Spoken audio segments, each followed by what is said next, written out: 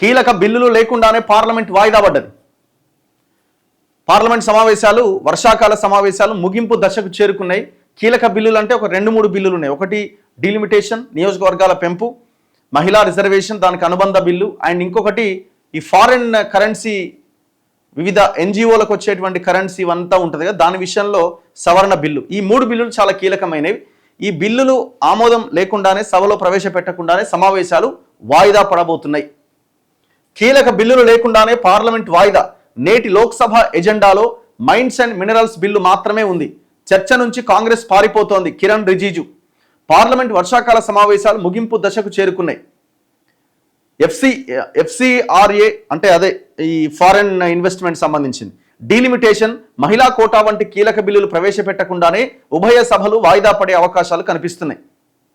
మంగళవారం లోక్సభ కేరళ రాష్ట్ర పేరును కేరళంగా మారుస్తూ ప్రవేశపెట్టిన బిల్లును ఆమోదించడం మినహా ఎలాంటి కార్యకలాపాలు నిర్వహించకుండానే గందరగోళం మధ్య వాయిదా పడ్డది. బుధవారం లోక్సభ ఎజెండాలో కూడా ఇప్పటికే ప్రవేశపెట్టిన మైన్స్ అండ్ మినరల్స్ బిల్లును మాత్రమే చేర్చారు. విదేశీ విరాళాలను నియంత్రించే ఎఫ్సిఆర్ఏ బిల్లును సంయుక్త పార్లమెంటరీ కమిటీకి పంపించేందుకు కూడా ప్రతిపక్షాలు అంగీకరించకపోవడంతో ఆ బిల్లుకు ఎప్పుడు మోక్షం లభిస్తుందో చెప్పలేని పరిస్థితి. విద్యార్థుల నిరసనపై అమిత్ షా ప్రకటన చేసేందుకు సిద్ధపడినప్పటికీ అయోధ్యలో విరాళాల చోరీ గురించి కూడా చర్చించాలి అని పట్టుబట్టడంతో అధికార ప్రతిపక్షాల మధ్య ఏకాభిప్రాయం కుదరలే.